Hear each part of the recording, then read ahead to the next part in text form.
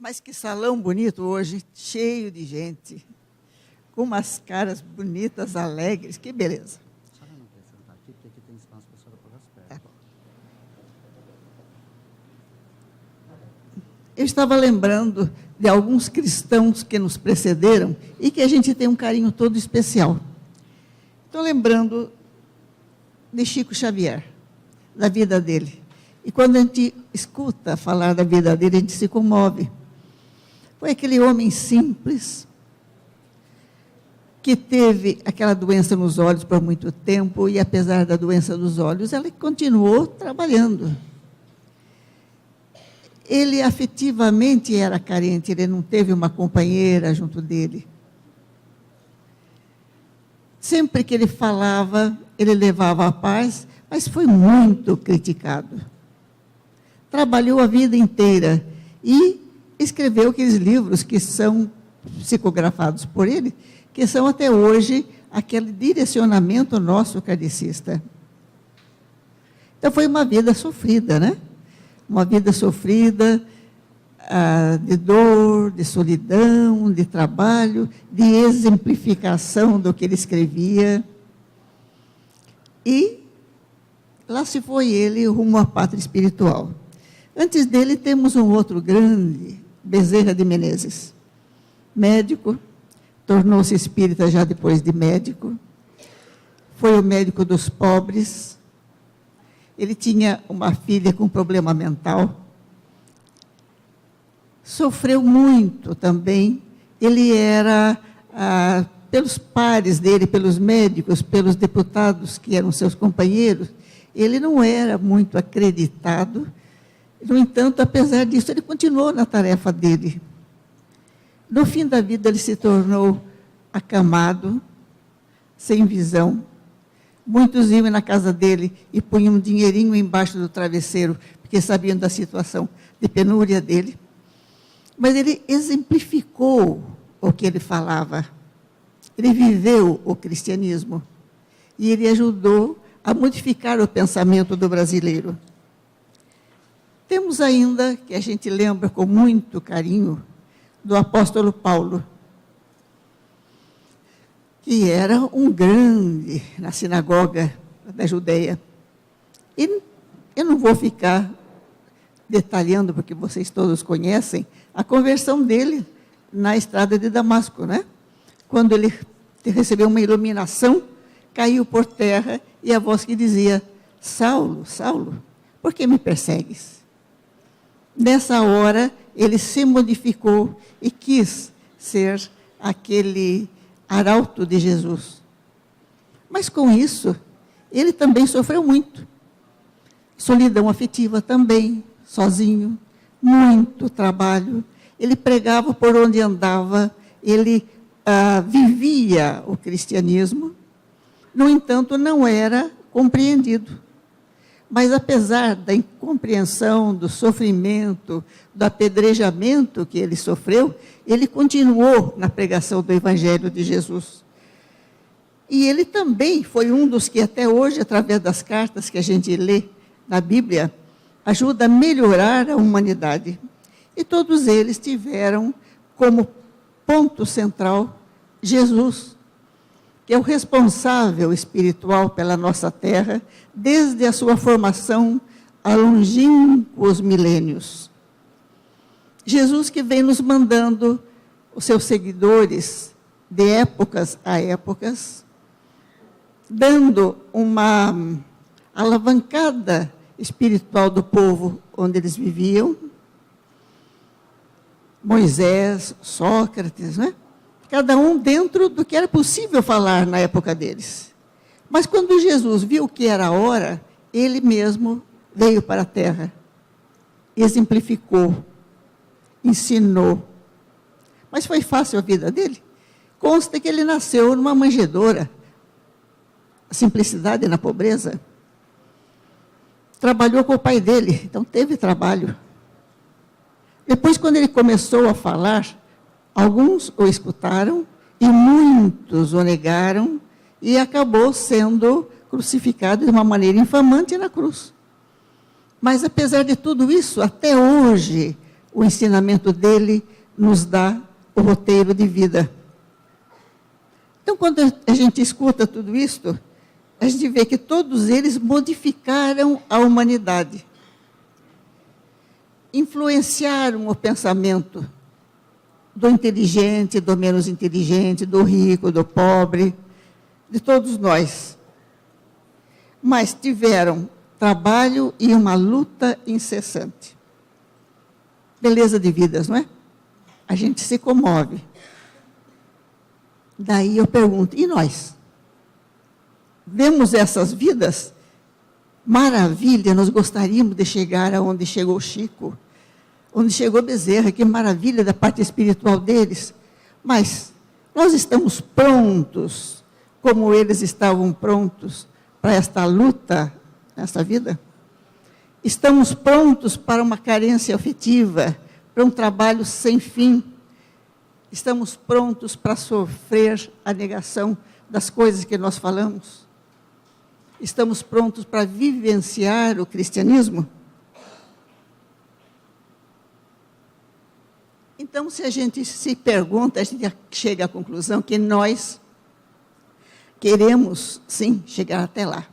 Só que te diz, por favor, Jesus, afasta de mim esse problema que está tão grave. Esquecendo que esses nossos antecessores, eles viveram os problemas muito mais sérios e foram avante. Então, nós que temos problemas, todos nós, será que nossos problemas não são muito pequeninos, perto do que nós ouvimos agora, que viveu o Chico, Bezerra, Paulo e mesmo Jesus? Será que nossos probleminhos pequenininhos nos impedem de viver como cristãos? Então, a gente tem que dar uma parada e pensar, bom, estou com problemas, mas eu sei pelo Espiritismo que antes desta encarnação, eu, com meus amigos do mundo maior, resolvemos, para minha elevação, para meu aprendizagem, uma série de fatores das nossas encarnações atuais. Até as doenças que a gente tem que ter. A família que a gente deve chegar. A família que nós vamos constituir. Em que tipo de sociedade nós vamos viver.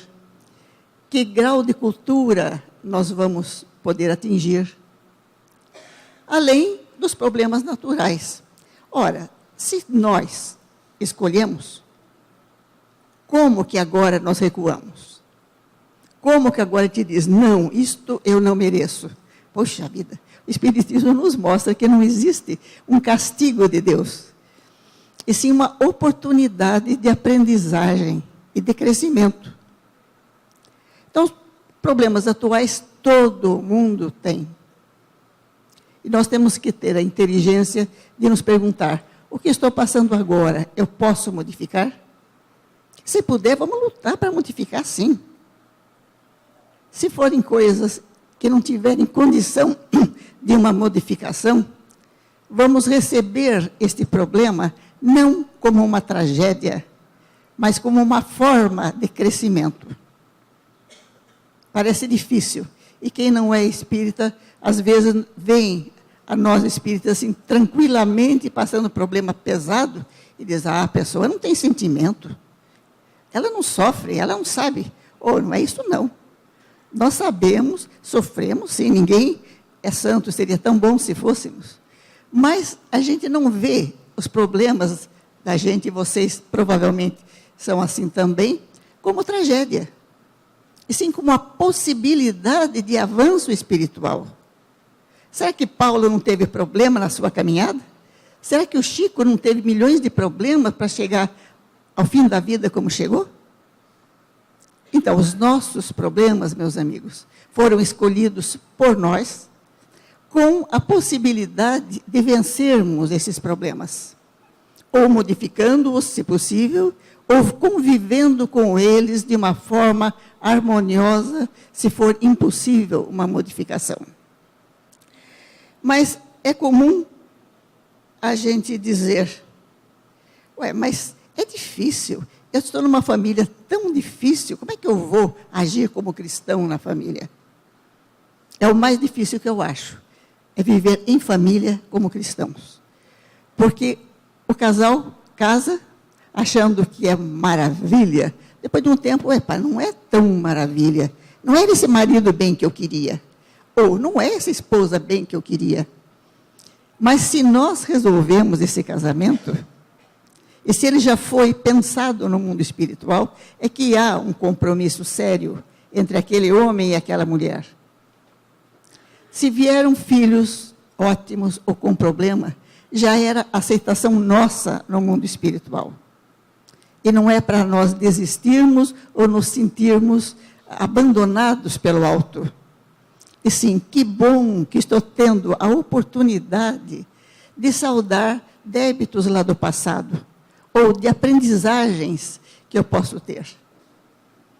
Então, cada um de nós, agora, no ponto que está, tem que parar e pensar, o que é que agora, hoje, domingo, com a família que eu tenho, com o trabalho que eu tenho, com a sociedade que eu vivo, o que será que Deus espera de mim? O que será que eu tenho agora para aprender?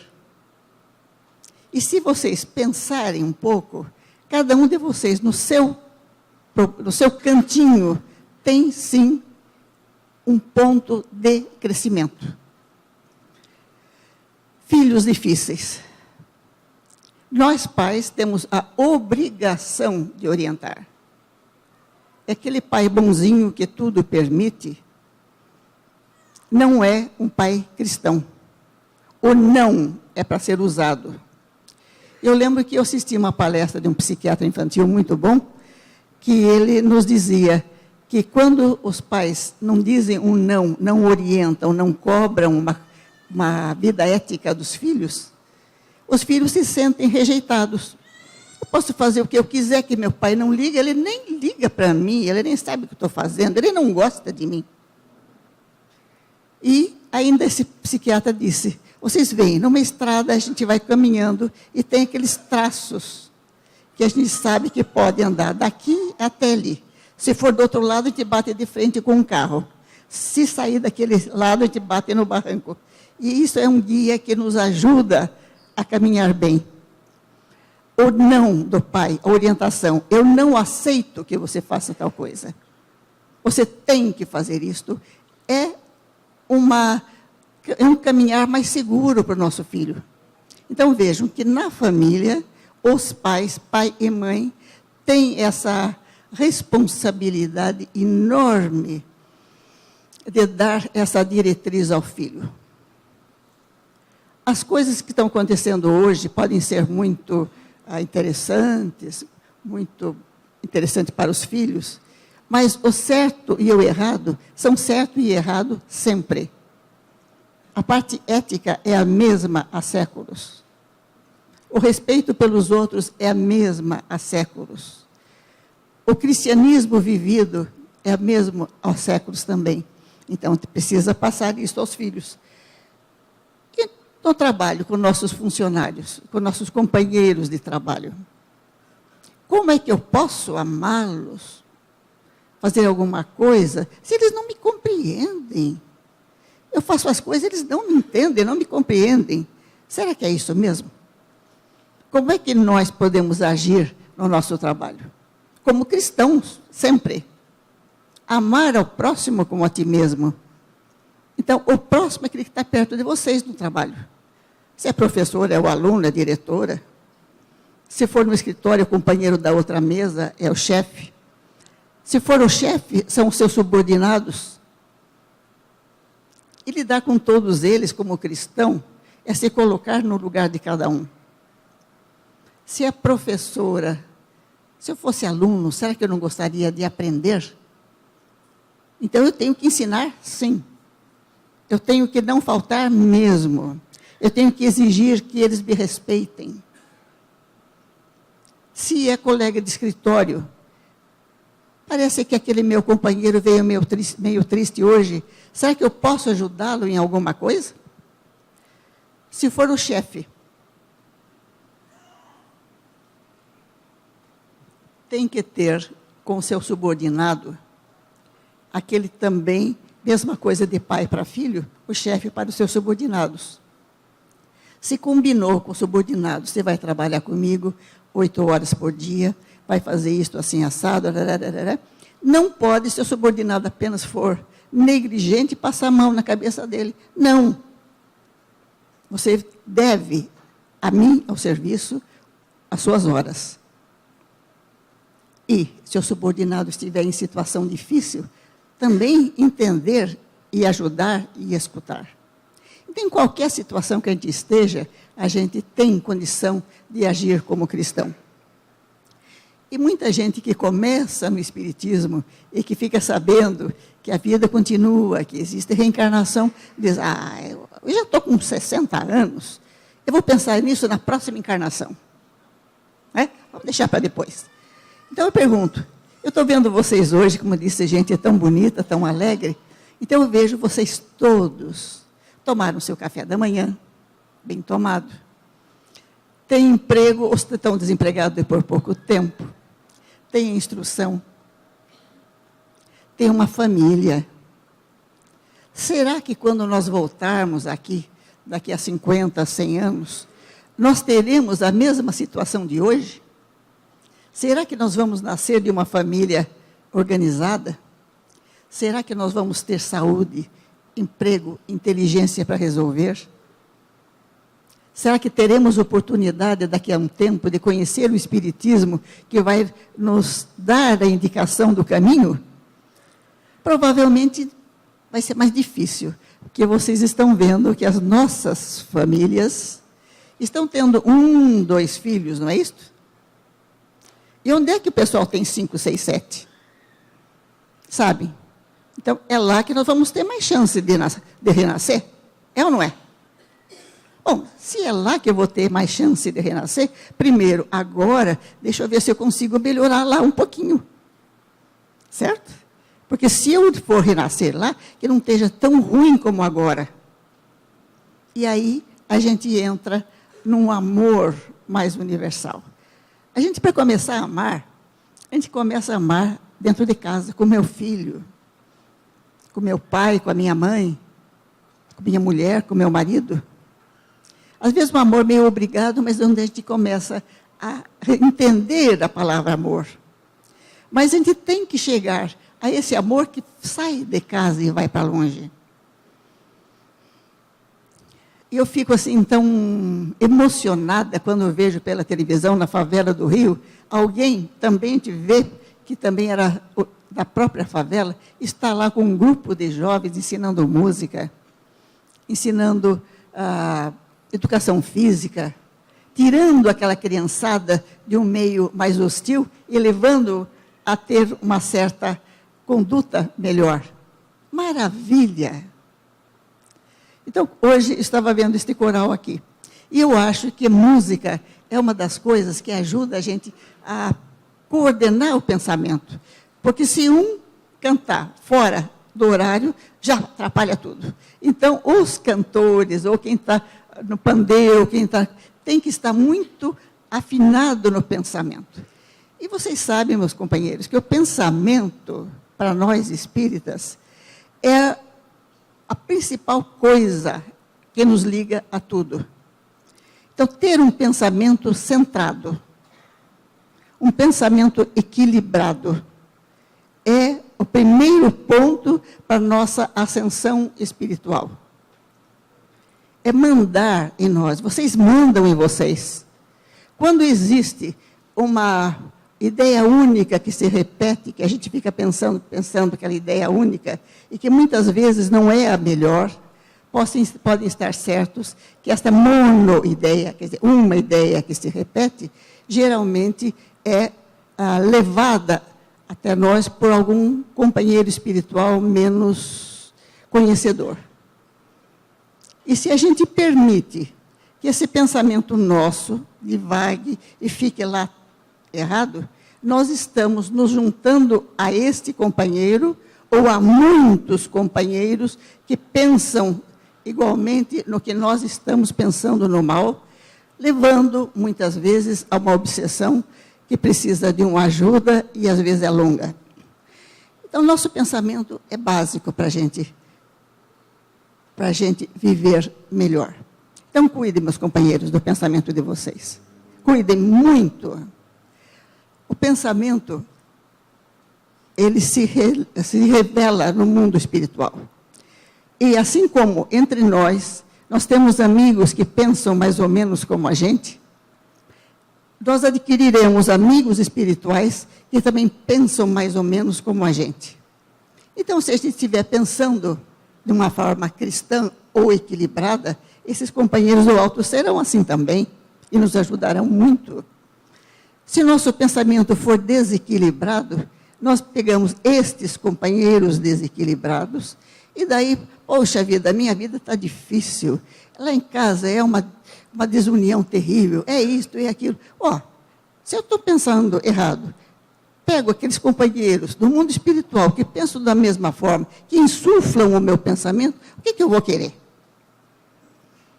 Então, cuidado com o pensamento.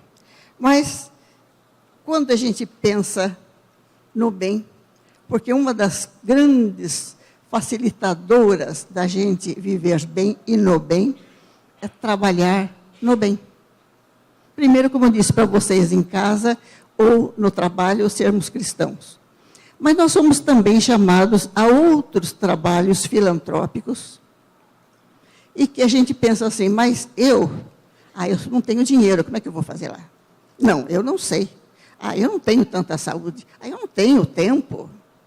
Só que para ir no cinema a gente arranja tempo, né? Para ir passear no shopping a gente arranja tempo. Como que não arranja tempo para esse trabalho filantrópico? E esse trabalho filantrópico, hoje eu vi que o nosso companheiro ofereceu a vocês. Preciso de gente na terça, preciso de gente na quinta, preciso de evangelizadores. Então, isso é trabalho no bem. E não é só esse, não. Eu fico vendo, às vezes, crianças em creches, de famílias desestruturadas. Eu acho que nós, espíritas, deveríamos entrar em creches e levar até essas crianças a ideia do cristianismo, não falando em cristianismo, espiritismo, nada disso, mas ensinando essa criancinha pequena, que muitas vezes veio de lar desestruturado, a agir como cristão, havendo um companheirinho, um irmãozinho, aquela menininha mais idosinha, imagina, com 5 anos, dá comidinha para aquele nenezinho de 1 ano e meio. Não pegar a coisinha do outro. Então, esta formação ética, que vocês sabem, precisa ser levada a outros. Viram que tanto Chico, Bezerra, Paulo, eles levaram os ensinamentos de Jesus. Eles espalharam esse ensinamento. E é isto que os espíritos amigos esperam de vocês todos aqui. Vocês sabem, vocês podem. Eu não tenho facilidade para falar. Vocês não conversam com os outros? É aquela conversa comunzinha, mas uma conversa que diga a eles que eles são filhos do Pai Altíssimo. E tem umas frases muito antigas que eu sempre recordo. Quem em Deus confia nunca é desamparado. E é uma verdade. Se é isto, meu Deus, nós temos tudo para crescermos nessa encarnação. Levem a quem estiver ao seu lado a palavra de Jesus, o cristianismo, o amor ao próximo, a ética. Não estou dizendo para vocês converterem outros em espíritas, mas converter em cristãos, vivendo como cristãos. E para isso a gente também tem que agir como cristão. A gente ensina muito pela maneira de ser. Então vamos pedir a esse Jesus amado, que permitiu que nós tivéssemos problemas para nós podermos crescer, que tivemos o amparo dos amigos do mundo maior para que esses problemas nós pudéssemos vivenciá-los com o coração tranquilo. Vamos pedir a esse Jesus, a esses amigos do mundo maior, que nos amparem. E quando formos chamados a alguma orientação, peçam a Jesus, em pensamento que não precisa ser dito. Jesus, eu preciso ter um pouquinho mais de sabedoria, me ajude. Então, vocês irão saber exatamente a palavra a dizer para aquele companheiro. Então, esta eu acho que é uma das coisas que nós espíritas temos que fazer. Levar ao mundo aquela palavra de paz, de cristianismo, na certeza absoluta que temos o amparo do alto. Que se nós estamos vivendo alguma coisa mais difícil hoje, Deus nos deu tanta coisa boa. Hoje, vinha vindo para cá, céu azul, lindo. O ventinho que passava entre as árvores, que beleza. O passarinho voando. A gente olhar para o lado e ver uma criança sorrindo. Então, nós ganhamos tanta coisa do alto, que nós temos que agradecer. E fazer da nossa vida uma vida de cristão. Que eu espero que nós todos estejamos prontos para daqui a um tempo, chegando no mundo espiritual, dizer: ó Jesus, o Senhor me deu essa e essa tarefa, eu procurei cumprir. Aqui está a minha vida. E que Deus nos abençoe a todos.